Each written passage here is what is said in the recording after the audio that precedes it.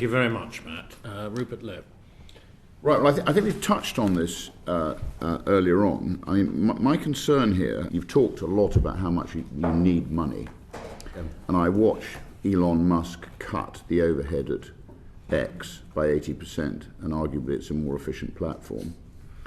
I watch my own social media output, which absolutely astounds me, that so much has changed so quickly, as you say. But you cannot escape. Our service is different to X. X is a model that is contributed by the public and others to the market square where everyone shouts at each other is one model. Okay, and I'm not disputing it. What we do is something different.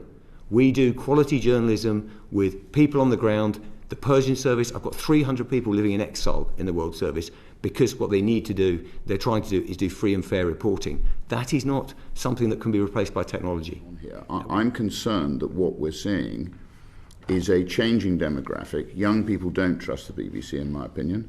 That's quite clear. They get their news and their media and their information from all sorts of platforms.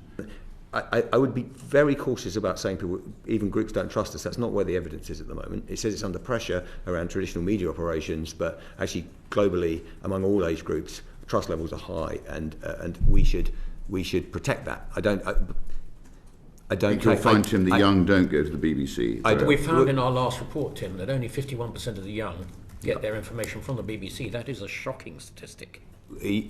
Absolutely, but whenever I sit around this table, all state entities, all they ever want to do is hurl cash at the situation, hire more people.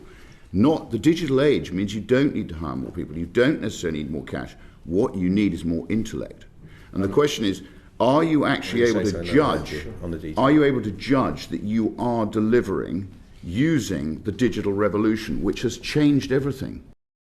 Are we discussing it daily, if not most hours of the day? But you can't judge it if you haven't got the information. Bear with me. It's just there's a lot in what you said, because the other thing is the efficiency of, I don't think there's any naivety in the BBC around you just chuck more people at a problem, yeah, and that's how you solve it. And but hold on, push back at me on the facts, because during this period we have taken 1,800 people out of the BBC public service, and we have to build trust in everyone that we are an efficient operation. But honestly, any benchmarks, any assessment of the BBC, I think we should be proud of what we're doing in terms of our cost benchmark. Well, I haven't got much more time because I can feel the chairman itching on my left here. But I think I can safely say that since the Long Parliament, the British have been very, very suspicious of monopolies, and you will be the first monopoly in history to actually dismantle yourself willingly and actually deliver value for money. So I find it very difficult. I'm very concerned that the taxpayer, as usual, is on the wrong end of this deal. And when I read this report, I'm concerned. So I think there's a lot that you do need to take account of going forward. And on that note, I'm going to stop.